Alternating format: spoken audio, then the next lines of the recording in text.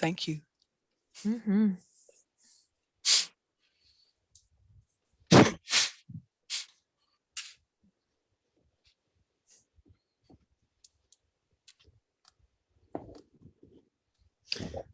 All right, folks, welcome to today's tree talk. We'll get started here in just a couple of minutes. We're going to give everyone a few minutes to hop on, grab their lunch, get settled in, and we will get started here in just a couple of minutes.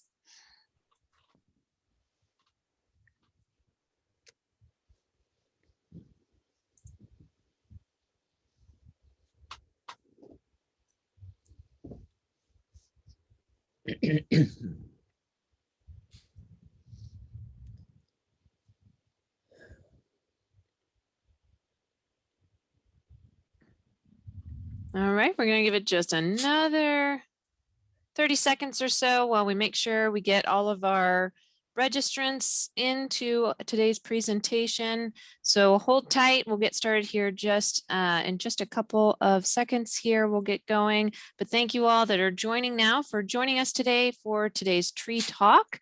That is, it is presented by the Metro Tree Advisory Committee and is hosted by our own Jennifer Smith. So we'll get started with this here in just another minute.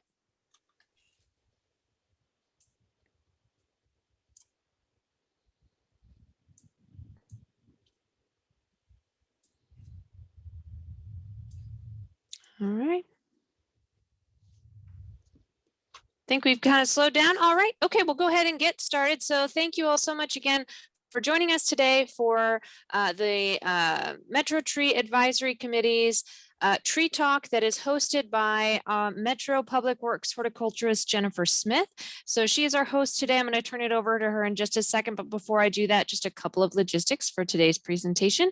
You can see at the bottom of your screen, there is a little Q&A feature that you will be able to use to ask any questions that you might have of our host or our guest today. So as you have those questions, don't hesitate to go ahead and put those into the Q&A. We'll have time at the end to throw a few questions out to our panelists and to ask them those questions, so you can use that Q&A feature. Also, today's presentation is being recorded and it will later be posted on our website, so that will be available as well. So if you have to hop off early for any reason, don't worry. That will be available to you to finish up today's presentation, and you can share it as well with your friends, family, and whoever else you want to share trees about. So I'm going to go ahead and with that, also, if you have any issues or technical issues, you can reach me. My name's Jen Harmon. I am the Waste Reduction Program Manager here and a colleague of Jennifer Smith's at Public Works. But if you have any issues, please pop those into the chat and I can help you out there as well. But you put those questions into the Q&A feature at the bottom of your screen. And with that, I'm going to toss it over to you, Jennifer, our host, to take it over and introduce our guest. Thank you, Jen. I'm so excited that we have a special guest today for our May Tree Talk. And he's someone I've met when he first came to town over 20 years ago, Josiah Lockard. He is an ISA certified arborist and is a graduate of the Lipscomb University Institute of Sustainability. He's a consulting arborist. He's a lead green associate, and he's on the Treewood Garden Committee, and he and I both serve on that committee, and I enjoy doing that with him. He's so knowledgeable. And another thing that I enjoy each year at the Antique and Garden Show, he puts a display garden for all of us to enjoy, and I always find it very cleverly done and look forward to it each year. But I like Josiah's approach to his work. He really uses ecologically driven landscape design and sustainable development. And he puts that all together and comes up with some beautiful landscapes for our Middle Tennessee area. His firm is the Josiah Lockard and Associates, which he is the main person behind.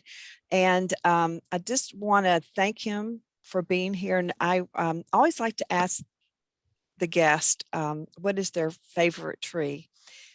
And I'm going to turn that over to you.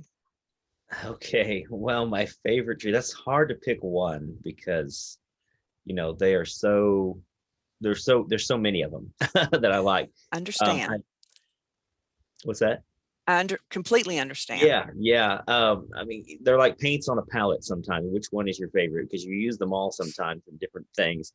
But I'd have to say, if I had a favorite, it would have to be the white oak. I think it's Quercus alba, if I'm not mistaken. Growing up in the rural Midwest, we had a ton of those giant trees around. They were 200-300 years old. And I remember as a small boy going out there and playing on the root system that would come up out of the ground, and it'd be this massive root flare that I could just have a fort into, and I'd play on that thing all day. And so I've grown quite attached to the giant white oaks of the Midwest, and now we have a few here, of course. But that's, if I had to pick a favorite, that one, because of all the memories tied to that tree, that would have to be my favorite for sure. Josiah, I like the way you picked that tree and why you picked that tree, from a memory from a childhood. And I think a lot of us have that part to us, is the trees of our youth. And the white oak is perhaps one of the largest trees and provides the most ecological benefits and host to so many moths and insects that are part of our food web. So good choice. Thank you for that. And I will just turn it over to you now. Josiah is going to first talk about tree pruning. It's kind of a 101. And I had a lot of areas that I asked him to cover. And of course, he's very capable. I will say that the reason why he first got a hold of me 20 some years ago is at that time, when I was the director of the Tennessee Urban Forestry Council, I coordinated the tree climbing championship, which is a great event, I must say, and it's part of an international championship.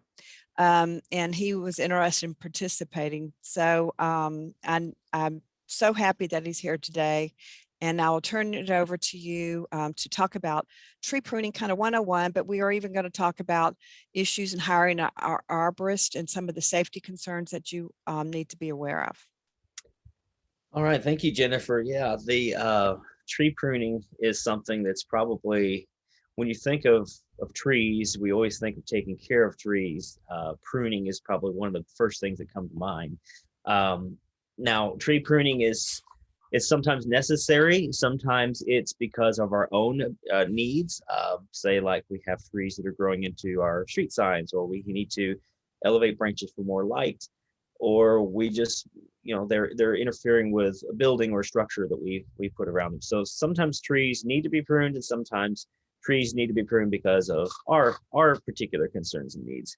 So I always say, like, why are we pruning the trees? What's the goals, what's the objectives, that kind of thing. But first, we got to understand, like, why do we take care of trees? And I always see so much neglect of these beautiful pieces of infrastructure, because trees are ecological infrastructure. They are the most efficient water pumps we have. They produce oxygen, they sequester carbon, they do everything we need to survive as humans. They're producing that for us. So why do we need to take care of them? So I'm going to jump in here to this little bit of a presentation here. See if I can get this to work. Josiah, my bumper sticker will always be "Trees are the answer" for all the reasons that we might have. That's exactly it. Trees are the answer. And that's especially whenever we have urban environments like Nashville. This is a growing area. Middle Tennessee is just booming. We've lost a lot of canopy cover. Tennessee is a forest. They're supposed to be a forest, and we're looking less and less like a forest, especially in the urban environments. So just to touch real quick on the importance of trees in the urban environments, they have many benefits that they offer. It's both ecological, aesthetic, economic, social, psychological benefits. Contrasting communities, where would you rather be living? In a place with no trees, worst case scenario, or green, lush neighborhoods that have tree canopy cover? And this is why pruning and things like that, the care of these trees to prolong their life, is so important. Like I said, they are the best ecological infrastructure we can provide in our cities.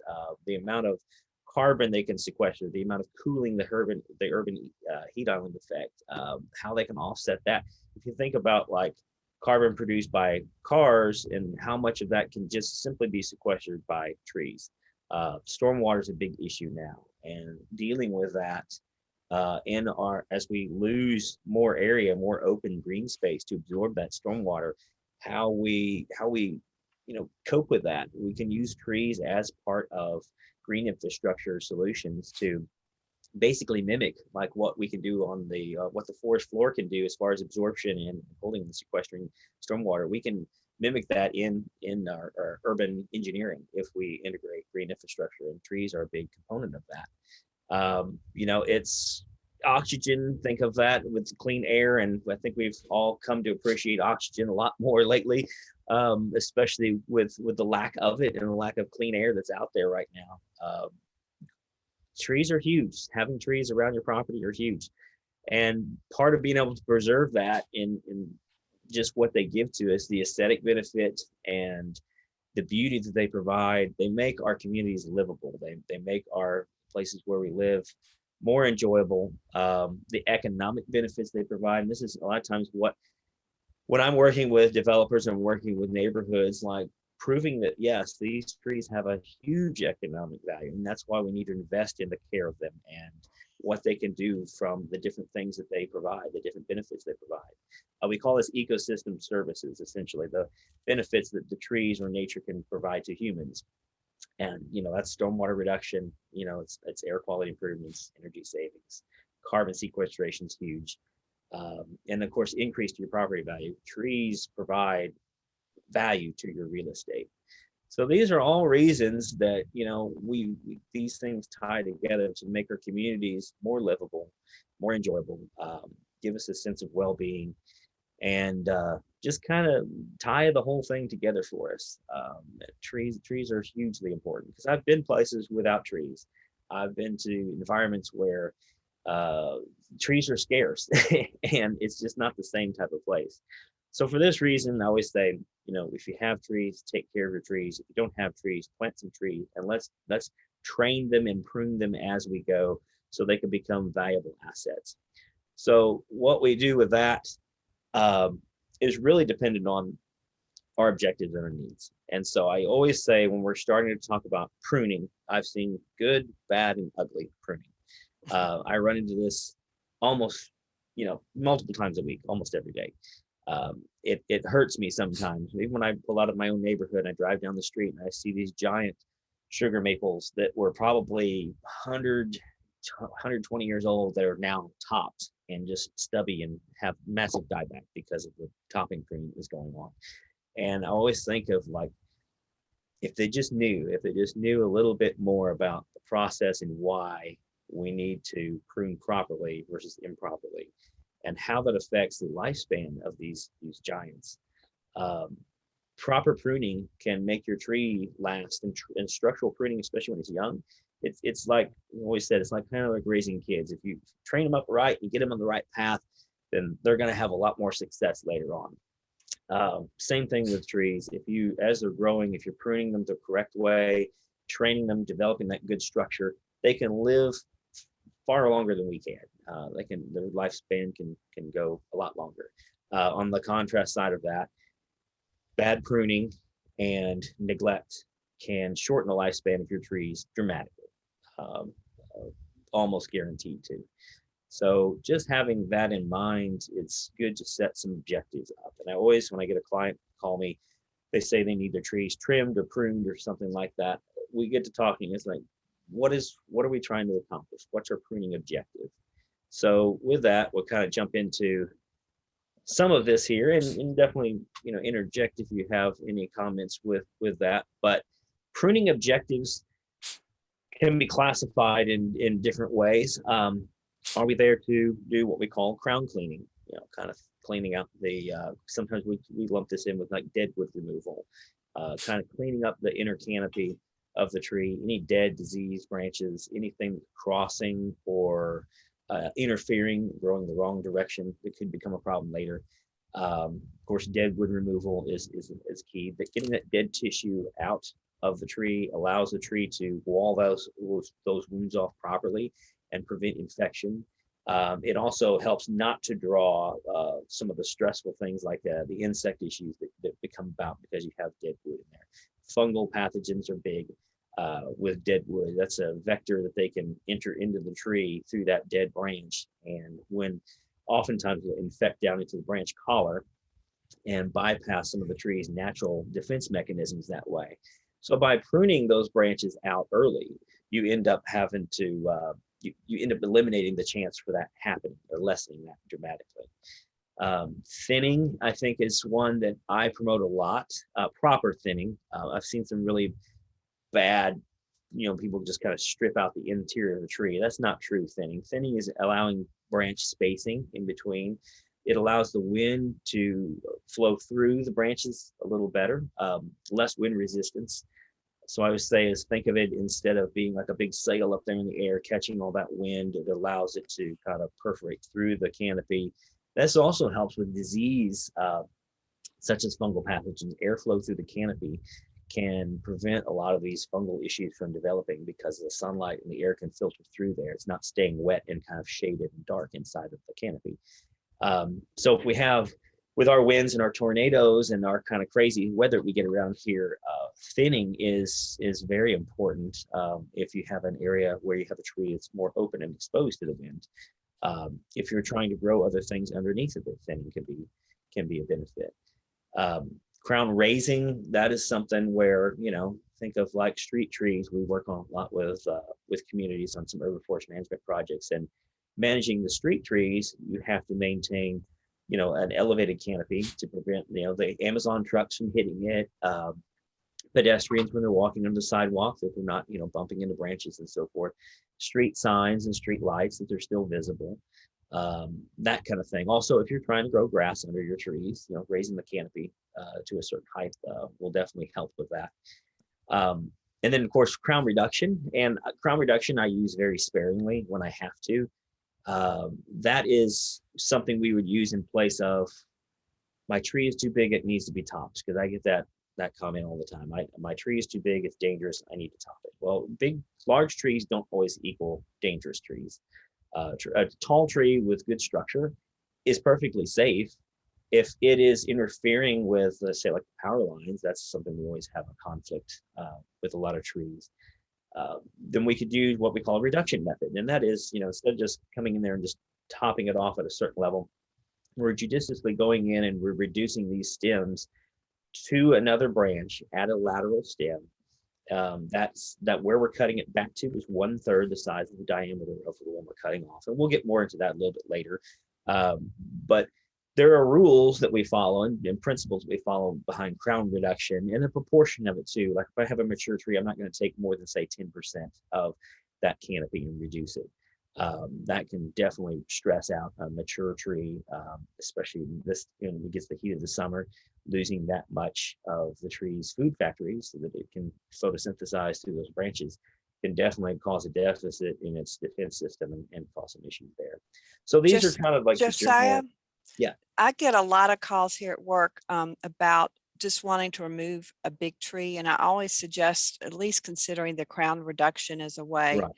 And I want everyone to know that this is an option. Of course, topping, of course, is emotional. Elicits emotion from me, but removing a tree because it's too big, you don't have to do that as well. So this is a good option.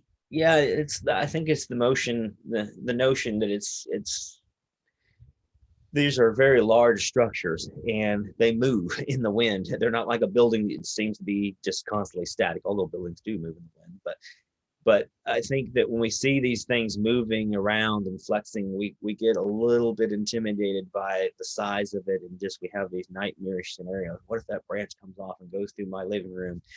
But more importantly, it's about examining the structure of the tree and the health of the tree, and how well it's been cared for up to this point will determine, is it a danger, is it a risk or not? And so sometimes, we fear these big trees and we want to cut them down. We want to control the size of them because if they're smaller, they're safer, right? But that's not always the case. And we're going to see this in a few more slides here. We've got some pictures of some trees that have been topped and what that does and what the tree's response to that is. And then so if we do that, we've actually produced a more dangerous situation than a shorter topped tree is way more dangerous than a larger untopped tree. So having that size difference doesn't really matter when it comes to this. It's more about the structure and how well and how much the tree's been taken care of. And a lot of these issues can be solved from the get-go if we look at putting the right tree in the right place. And I see this every day from professionals who make the same mistakes. We put the wrong tree in, and we'll just prune it as part of the maintenance package, or we'll just do this or that. But we know that that tree is not going to be well suited there, but it achieves a certain aesthetic objective for the moment, and we put it there. But later on, it becomes a big issue, and then we have to constantly reduce to keep it in the size that it needs to be, or it becomes another issue altogether. So tree selection from the get-go is the best thing you can do to circumvent a lot of this extra issues and maintenance that you have to take care of. Properly spacing these trees, realizing that, yes, I know this tree is really small, it looks really nice right there now, but imagine it down the road and how big it can get, and making sure that it's far enough away from utility wires and the structures and the street side and lamps and signs and anything else that might become a conflict 10, 20 years down the road. The trees live a long time, and we have to think in their kind of time frame for what they're trying to do there. So those are your basic, I say, like the top 4 objectives when it comes to pruning. So when you're looking at your tree from the beginning, ask yourself this question: what am I trying to accomplish? What do we need to happen to make this better, make this everything fit here? Is crown cleaning the right solution? Is crown thinning the right solution? Is raising, or sometimes a combination of several of these? Is reduction the path we need to take? When you start removing the apical meristem, those terminal branches, the terminal tips of those branches, that will spur new growth further down the stems. So remember that the more you cut on those, the more the tree was going to try to grow in response to that. The trees are so cool. They have the terminal buds, they're kind of like the king bud. They kind of suppress the growth of some of the lateral buds that are below it. And so that maintains and manages the tree's size and how it grows. And when you remove all of that, everything just kind of suckers back out, and it can get more dense and more growth than when you started. So something to kind of keep in mind when you're looking at the structure, what you're trying to accomplish. We look at developing a scaffolding. Think of like developing a structure and a scaffolding to support the growth in the future. And so we want to develop these main stems that are going to carry a lot of the supporting stems later. And so if you look at the main trunk as it comes up, we've got lower scaffoldings, second, third. We develop these layers, and then most trees will have more of like a central leader or a kind of a terminal point. In this case, this would be it right here. Now, some trees have an X current growth form, which kind of spreads out, or a D current growth form, which is more upright. So you want to look on most trees, you will find a leader that will be your central leader. In this case, they chose to remove this one because this branch seems to be more dominant. So we would leave that there. I don't know if you can see, hopefully you can see my cursor going over this. So you can see Yes, we can. But just following up the trunk, we look at developing, okay, this is going to be our first scaffold branch. And then so like in the future, we might remove part of this here to let this kind of go up and out. Think of the upward and outward growth.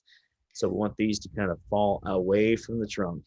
Things that would curl back in on the trunk or grow back towards the trunk, we would try to remove things like that. So as this is the second or third scaffold coming up, we've got pretty good growth here. Everything's kind of going up and out away from the trunk. We've got some space in between. And then with this third scaffold, we have this one that kind of goes up wildly and it interferes with our upper. So we would remove that or shorten that down, here or altogether here. And that allows this spacing in between that now we've got good spacing and good structure. So when they're young, this isn't quite as big a deal. As it gets older, these branches multiply their diameters quite a bit. things that are too close together will begin to rub on each other and cause some issues wounding on the stem. So like this branch here, when it was younger, it's not a big deal, but as this grows up, it will be crossing over into all of these others. And so they decided to remove it now and develop that spacing in between. When this starts very young, newly planted tree, you might make a couple cuts here and there. As it gets a little older, that's when the structure becomes more apparent on them, because when they're young from the nursery, it's just a kind of a big massive branches. Start there, and then as the tree starts to expand and grow, that will definitely become more apparent when you're looking at which ones to prune and how. But think of developing spacing and structure in between, so you can kind of see the individual structure of the tree. This takes practice to get really good at it. Sometimes, it takes some getting used to, and different trees have different growth forms. So you got to understand, what is the species I'm working on? How does it grow? How fast does it grow? And what is it like? Is it a good compartmentalizer or a poor compartmentalizer? In other words, if I prune this, does it close those wounds really well, or does it not? So think of a good compartmentalizer like an oak would be a good one. Dense wood, very hard, resistant to decay for the most part. On the when you make a pruning wound, develops a callus wood fairly quickly. A poor compartmentalizer would be like a hackberry, softer wood. The wood that's exposed after the pruning cut is made will actually start to rot back into the branch collar before the wound can completely compartmentalize and close off and seal up. So that creates these hollow cavities.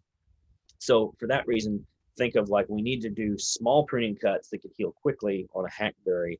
Avoid those large pruning cuts later, because if that's going to cause an issue on a hollow, we've decided not to remove limbs before, because the tree will never be able to close that off, and it will create a hollow cavity if we remove that branch. That's something that needs to be done 10 years ago. So think of it that way. That's why we developed this structure, to avoid those big poorly compartmentalized pruning wounds later. And now we can do it early when the tree's young and have very quickly smaller pruning wounds that can heal super fast. Something to kind of keep in mind with that. Cleaning the canopy, this is oftentimes what I look at when it comes to a tree. It's a mess. We've got branches that are broken, dead branches, hazardous branches. We may have water sprouts and suckers and things like that. A sucker comes from the base of the tree up. Think of like your crepe myrtles and things like that. Well, basal sprouts coming up at the trunk, the root flare. Water sprouts, you see that in a lot of trees. Now, if you over thin inside of a canopy, you'll get a lot of these water sprouts kind of shooting up, because the tree has a deficit of foliage and is trying to compensate for what was lost there. Crossing branches, things that are rubbing on each other. Trees that are planted too close to each other sometimes will develop this. You'll have trees that branches grow into each other, and they'll start rubbing, and they create a wound on the trunk. Also creates an eerie creaking sound. If you ever walk underneath a couple hackberries that are kind of wrapped up in each other, you hear this creak every time the wind blows. It's not a great sound. So those are things we look at. This is definitely a prime example of, we need to do a crown cleaning and a dead wooding on this tree, and maybe even a bit of thinning. If you look at the tree, it's got decent structure. We have scaffolding branches alternating on each side of the tree. We've got a fairly central leader here in the center. This tree just is a good tree. It just needs a little bit of work. And so I always start kind of from the bottom up, and we start by, is the elevation of the tree, is it high enough? Do we need to prune off any of these lower limbs? Start cleaning out each limb at a time, dead, diseased, broken branches and suckers, and kind of envision that structure and let that become more apparent, so we can see the main structure here. We just got all this other stuff kind of in the way. So we start chipping away at this and getting this out of there, anything that's going to cause issues. And when you're pruning small trees, it's a little easier to do this because you can step back and look at it. If I was a climber and I'm way up in here and I have to go way over this, it's a little harder. You gotta really be able to see it ahead of time. So, but when you're think of like small ornamental trees, step back, look at it from different angles. Look for consistency in the canopy too. If we've got a lot of thick branches over here and it's pretty thin over here, then we might need to do a little more work on this side. We want consistent spacing and airspace between those branches as we go. So fruit trees is something I get a lot of questions about. And how is fruit tree pruning different than shade tree pruning? And there is some differences, some major differences. Our objectives are completely different. These fruit trees are made for why they're not there just to be aesthetic or be a shade tree. They're there to produce a crop of fruit. So for that reason, we treat them a little differently. It's more of like a utility than it is aesthetic. Proper fruit tree pruning is not always the most beautiful trees, but the branches won't split and break because of the fruit load. So when we start with a fruit tree, we want to develop fewer branches, fewer scaffolding branches. That's the main supportive one. So as you can see, when you start here versus whenever you wind up when it's done, we have very few scaffolding branches. From there, we develop the secondary scaffolding branches like you see here, maintain that central leader. But we want some space, we want airspace, we want sunlight to be able to get to it, but we want to develop very strong branch attachments. And the reason why is if you've ever had like an apple tree or a peach tree or something that's loaded with fruit, you see it split and break because it's just the density is too much and it cannot support the load that it gets on when it produces fruit. Also, fewer branches, we're directing more of that energy into those branches. There's less branches to feed at this point. Like if you look down here at the bottom, this is entirely way too dense for a fruit tree. It's going to definitely split and crack very easily. So we look for fewer branches. We want more open. See these good angles on this. It's not very steep. It's more like a U-shaped branch attachment or branch union versus like a Y that might be prone to cracking. Anything that has an included bark or tight branch attachments can break. So we prune that to develop these ones that are spread out. And the finished product is we have strong scaffold branches that can support the fruit load. We have space in between, and it's not going to be so heavy that is allowing the tree just to fall and break. And there's a lot more to fruit tree pruning. There's a lot more to fruit trees in general, but just to kind of touch on the differences between shade tree versus fruit tree. If this was a giant shade tree, we wouldn't want it to look this spaced out and that much open space in between. But this trees are a lot smaller in stature, and we're pruning for entirely different reasons. So that's something to be aware of. Now, pruning cuts, making good cuts is really, really important to how the tree is going to respond to it, how it's going to be able to compartmentalize or what we call heal or close up that wound. Trees are so cool because we've got in this area right here, this is called the branch collar, and it's sometimes more apparent on certain species than others. Sometimes it's harder to see, but if we look here, this is the branch collar of this maple. You can kind of see this little ridge. It's called the branch bark ridge, and we want to make sure our cuts are just to the outside of that. You can kind of see it here on this, I believe this is a white pine. Not as pronounced as others, but you can see this little wrinkle of bark here, and you can definitely tell where the branch meets that collar. That line right there is where we would want to make cuts. On an oak, here's what it would look like finished. It's not a flush cut, but it's not a stub cut either. And so it's just right outside that ridge of bark at an angle slightly away. You can kind of see here, the angle is not straight down into the collar. It's right outside. Most trees tend to grow this way, where the branches kind of come off at an angle slightly. Now, the reason why we don't make a flush cut is because the tree has all of these little hormonal responses going on down here. There's hormones, there's all kinds of chemical reactions going on inside this trunk as this thing is exchanging from pulling the energy in from photosynthesis and all the kind of things that are going on in there. Well, if we cut this off, we eliminate the tree's ability for those to go to work and start walling this off, because as soon as this is cut off here, those set up a chemical boundary, those hormones and reactions in the tree set up a chemical boundary. I believe they call this zone 4 of CODIT, according to Dr. Alex Shigo. But it prevents Well, it prevents decay for one. It prevents some of the insect pathogens and fungal pathogens being able to enter into the tree.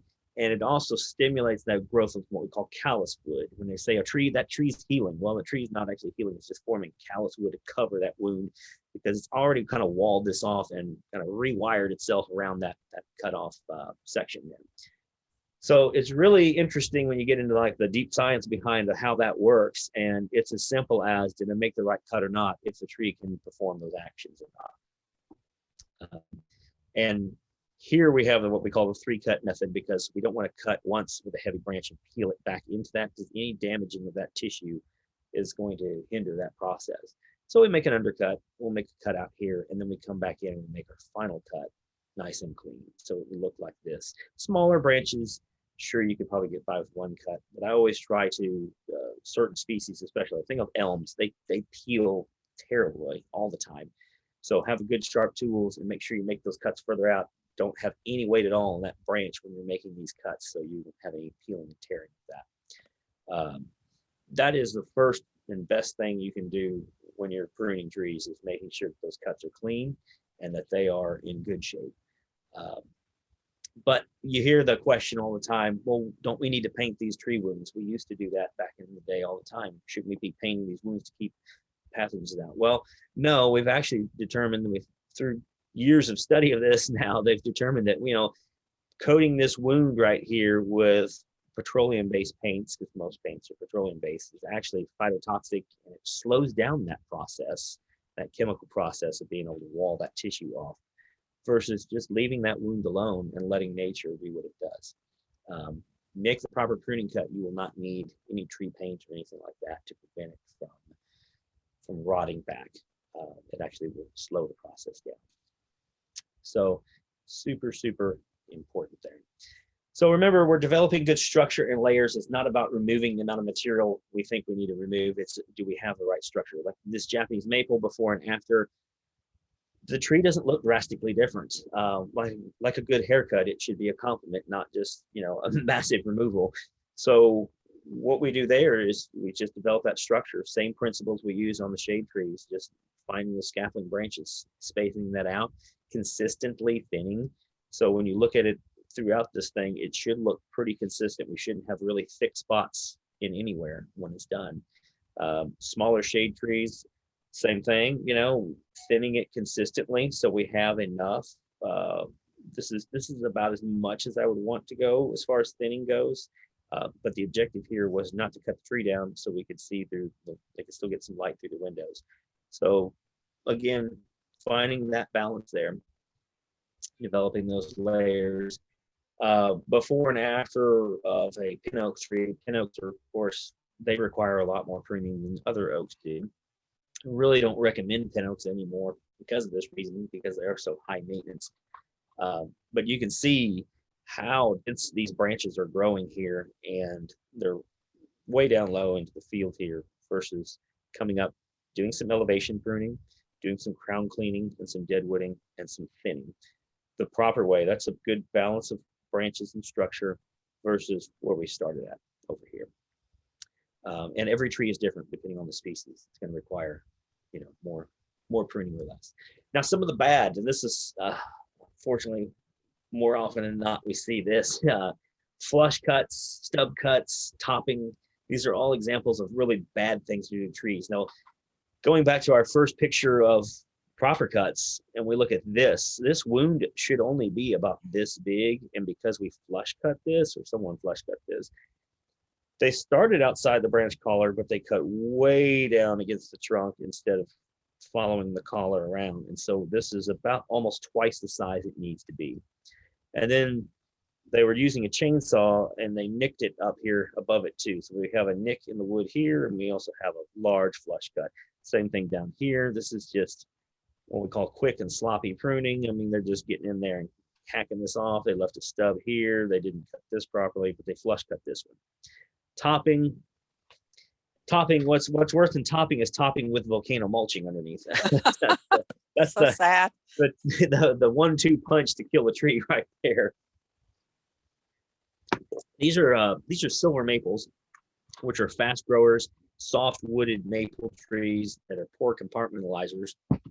And because they get big, they must be dangerous. So therefore we need to top them. And if you look at what topping does, look at our scaffolding branches we have here. Now, they started out this way, and then they split into like where one branch went up. Now we have 1, 2, 3, 4, 5 or 6 stems on each one. 1, 2, 3, 4. Yeah, there's like 5 or 6 there too. So when we were talking about developing that good scaffolding, have nice even branches that come out evenly spaced, gets completely destroyed when you top a tree, because you just come in and cut it internodally, or not in another branch, just cutting it to be cutting it. And this happens. And when this happens here, you get this overabundance of branches popping out. And so now you have a heavy, thicker canopy versus a thinner, more well-spaced canopy. And of course, we got chainsaw rash on top of that, which looks terrible. This is, again, just coming in and cutting the wrong tool, or not the right skill with the tool, and making flush cuts, and you're scarring the branches, everywhere. And there's some really bad stuff here. I don't know what you call this. This is just, again, when the tree was younger, it could have been pruned. Instead, they waited and then just come in and try to limb these way up. Another terrible example of over pruning, flush cuts, and just terrible. I don't even know what this is back here.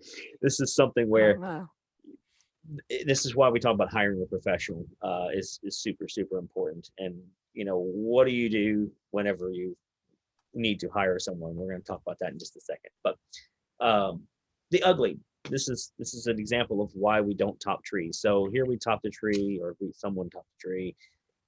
If it survives, you'll get this sprouting coming out, and as you can see, the structure and any future scaffolding that we could establish is pretty much gone at this point. Again, not pruning at the right time and waiting too long, and then coming in and pruning too much. These trees are just terribly ugly now, and just completely limbed up way too high. The proportion they limbed them up versus what they had there, it's pretty bad. And then over here we have this branch. This is the topped maple tree. This is what we're talking about. So the topping cut was made, and we had this abundance of new growth out here because the tree is just trying to survive. So it shoots out all these shoots that will eventually turn into, like, say, 1 to 6 shoots out of this. But where it was topped, it can't heal or compartmentalize. So you develop this hollow cavity that goes all the way down the main stem. So what that does is, see, the amount of holding wood that's left here is not enough to support all of what you have out here.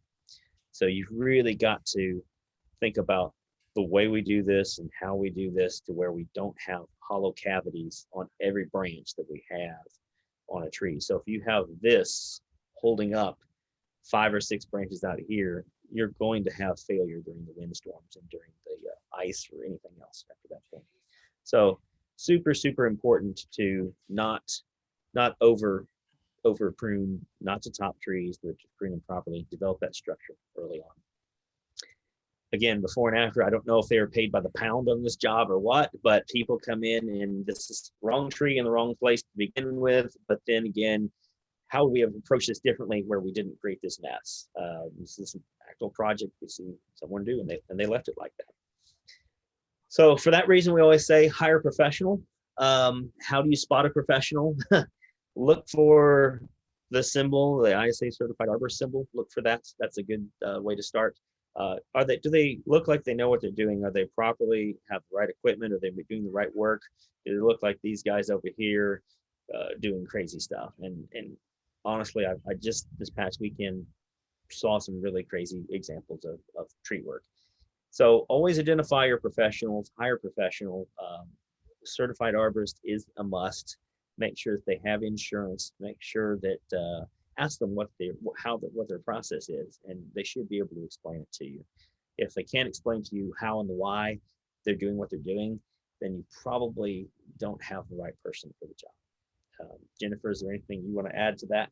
I'm sure you can attest to some of this. Yes, I think that's really important right now with our emerald ash borer epidemic in Nashville. There's going to be a lot of use of arborists for the first time. by many of our citizens. So you do want to get written bids. You want to, get signatures. You want to get start and completion dates.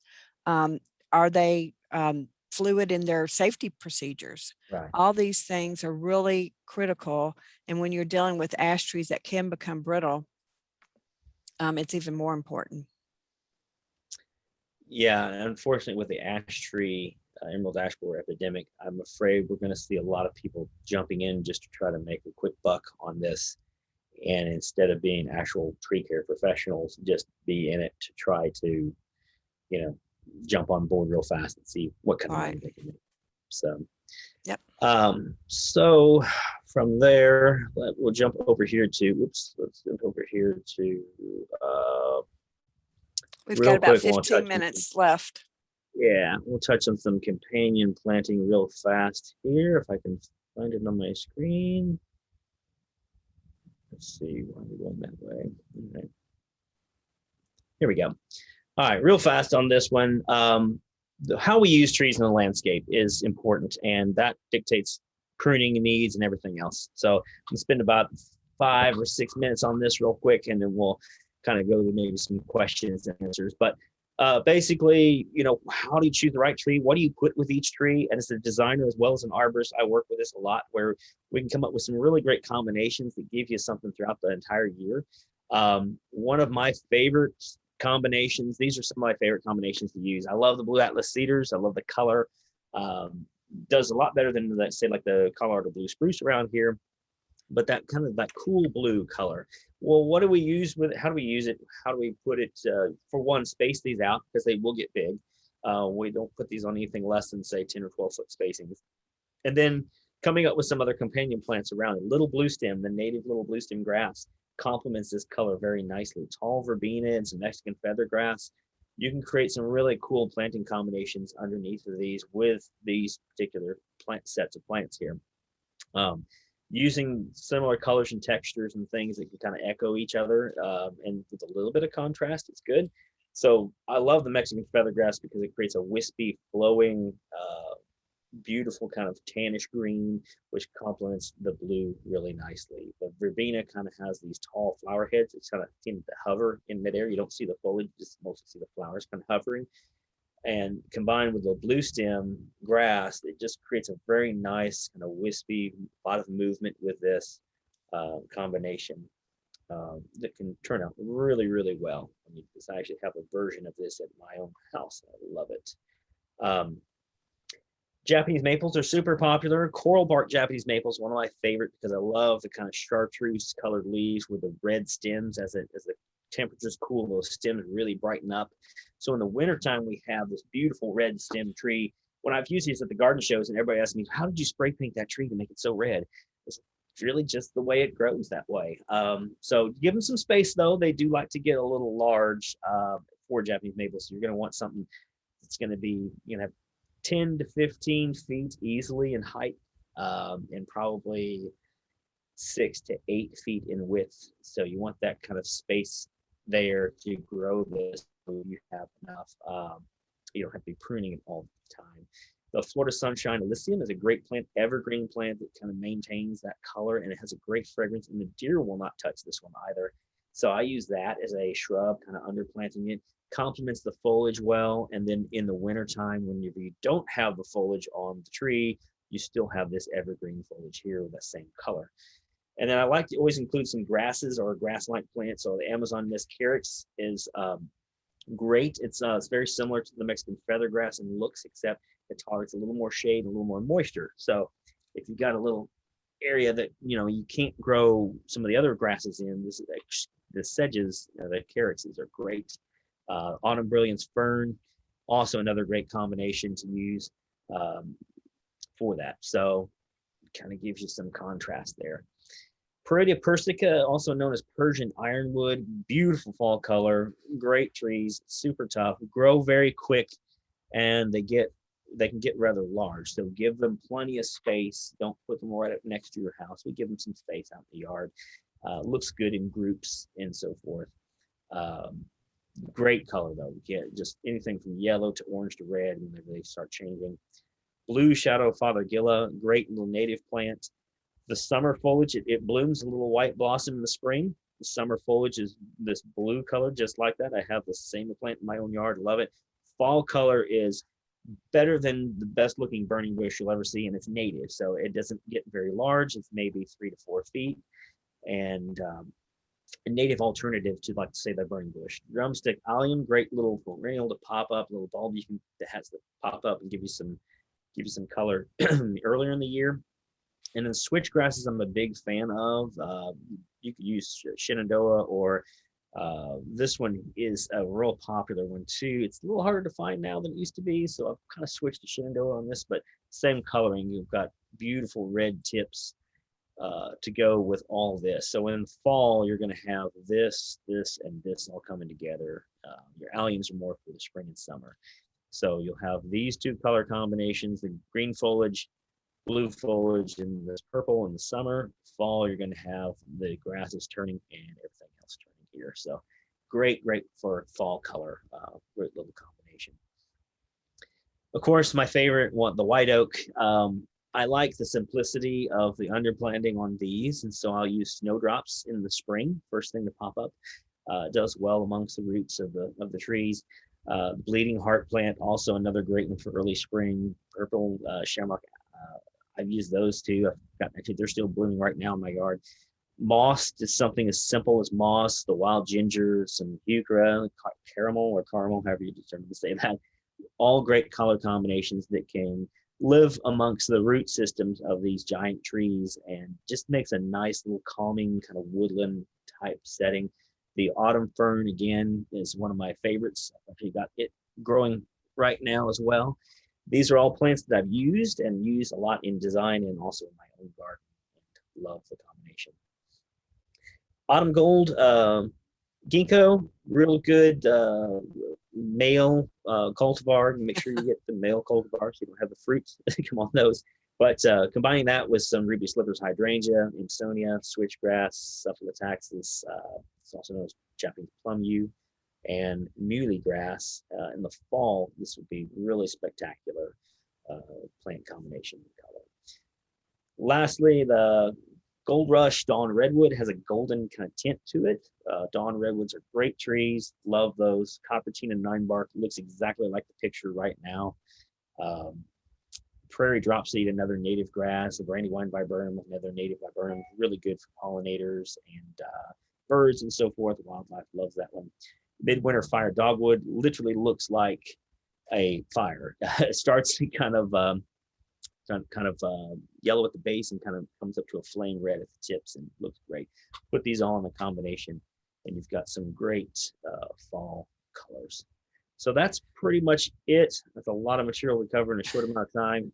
But it was so good. Thank you. Yeah. There's my contact info. If anybody has any other questions, but I think we're going to do some quick questions and answers. And the trees really dominate the landscape, so it's nice to have those companions that you outlined there for everyone. Jen, they really work well. Yes, I like the color combinations. Jen, do you have any the questions? Yes, we do. We've got a few questions here. So the first one, I believe, came from Barbara Devaney. My oak tree lost several limbs during the derecho last year. Do I need an arborist to check out the wounds? Yes, if you've lost branches, especially if the branches have been torn or broken off, it's good to go ahead and make some repair cuts, clean those cuts up, cut them back to the proper collar there. That will help the tree heal up better. It also keeps the disease down. And also having the arborist up there doing that, he can look for any other damage, because sometimes we'll have branches that get cracked or damaged and not fall off that could present later. And they'll be able to determine the overall health of the tree when they're making those repairs. So definitely a good idea to have an arborist check that out. Great. And then we also have another one from another Barbara. She says, I have a pecan tree well over 50 years old that has been visited many times by woodpeckers. Is this a concern? I've had a couple of limbs cut. It's a beautiful tree with lots of little holes in the bark. Yeah, so the woodpeckers, I think that's the eastern yellow-bellied sapsucker woodpecker, I believe, is the one that causes that. They tend to be more migratory, if I'm not mistaken. So they're here for a short time and then they're gone. There's really nothing you can do about preventing them from doing that, since they are kind of protected and all. But they usually don't do any permanent damage. I have seen them on some smaller trees put enough holes to girdle a branch off, but that's mostly on like viburnum and hollies and something really small. On the larger trees like pecans with that dense, thick bark, you should be fine. It would just make a bunch of holes. Sometimes you'll have a little sap oozing out, but typically that won't harm the tree long term. Great. And then we have a couple questions about crepe myrtles. So I'm going to group them all together. This says, I see people topping crepe myrtles around town frequently. Why?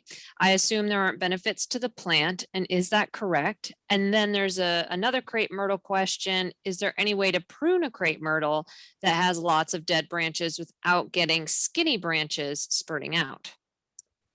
Okay, so yeah, crepe myrtle or crepe myrtle pruning, as we see happening when they kind of chop them way back, is not good. It won't kill the tree. Crepe myrtles grow like 3 feet a year. Yeah, they can grow up to 3 feet a year. So it won't necessarily kill it, but it's not good pruning. The best thing to do is start from the beginning, select a species that's not going to get too big for the space. There are crepe myrtles that grow from 3 feet all the way up to 30 feet. So there's a species that will work for the size that you have, so you don't have to prune it all the time. I do some pruning on crepe myrtles where we remove a proportional part of the canopy, but not down to, bare bones like you see. If you have to control the size, I say try to every year cut off the annual growth. You'll see, cut it back to the previous year's bud scars, or where you can tell the annual growth has been. Reduce it that way, reduce it back to another stem. Try to keep a proportional amount there, so it's not large stem, say like 6 inches in diameter, cut back to a little sucker branch. That wouldn't look right. If you have one's already been cut back, then what you can do is you can let it sucker out again, and then from there start thinning those suckers till you develop fewer amounts that will be better and good structured branches again from there. As far as the right way to prune them, kind of what we said before is kind of go in there, remove the dead wood whenever any chance you get. Thinning is great on crepe myrtles because they get so dense. So definitely do some thinning. And then from there, do some just general dead wooding, thinning, and some reduction pruning as you go. So Great. Could you discuss the timing of pruning in relation to growth seasons? So typically, especially with fruit trees, you want to prune while the sap is down. So that prevents the amount of infection and things you can get affecting the tree. But what you can do, as far as the timing goes, like for shade trees and things like that, we prune all year round. Don't prune if it's like really hot, stressful time of drought. It depends on the type of pruning too. If I'm deadwooding, do that anytime of the year, fine. Sooner the better. What you don't want to do is come in when it's really hot and dry outside and do like a massive reduction or something that's going to stress the tree and force a bunch of new growth out during the hardest time it can be hit. So think of it like that. Spring and fall is great time to do pruning. Wintertime is a great time to do pruning. If I have an area that's highly affected by, say we have like an instance of oak wilt or something that's been vectored by an insect, I will say, do your pruning in the dormant season at that point when the insects won't be attracted to those pruning leaves and cause any issues. So that'd be the best time to do that. Awesome. All right. Are there any common native trees that shouldn't be planted in urban areas or yards? Are there any tree species that are particularly problematic for homeowners? So yes, there is some that are problematic. Let's say like Leland cypresses. They grow fast, but they die quickly. There are certain species like Siberian elms I wouldn't recommend, and pin oaks, for instance, or ash trees right now is not something you want to plant whenever you could have an issue with those.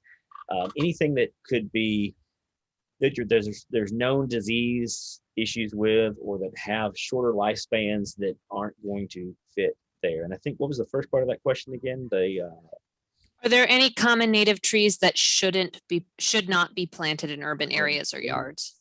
Common native trees could be a lot of different things that, if you're constrained by your size of your lot where you are, don't plant a tulip poplar in an area that won't allow it to get large. So think about things like that where you can't, the size constraints are most of it. Most of the native trees are going to do just fine. What you don't want is a space or something like that that will, not allow it to grow to its full potential and cause a need for additional pruning. So that's the gist of it. Most of native trees, though, do great here. You just got to give them the space that they want.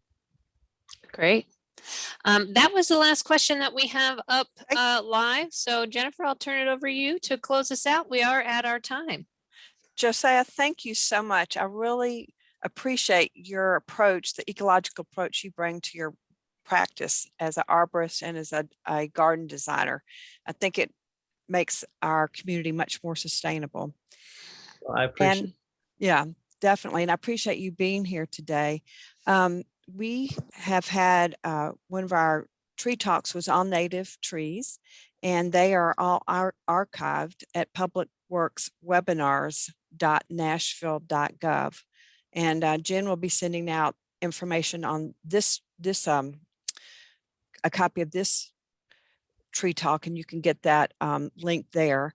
And I do want to remind everyone that we also do a monthly emerald ash borer epidemic webinar that we hope that you will join in on to learn more about how you can be prepared to manage your ash trees in this epidemic. We do believe we have about 1.6 million ash trees in Davidson County. So this is something that we should all take very serious. And then last, I just want to bring your attention, if you're not aware already, but here in Nashville, we have the Root Nashville campaign. And our goal there is to plant 500,000 trees by 2050, which is a big goal. So if you've been planting trees in the last couple of years, please go to the Root Nashville website. And there's an interpretive map where you can dot your trees, where you planted and what you planted. And that will help us meet this goal. And again, thank you, Josiah, and we appreciate everyone being involved today in Tree Talk, which is presented by the Metro Tree Advisory Committee. Have a great day. Thanks, Jennifer.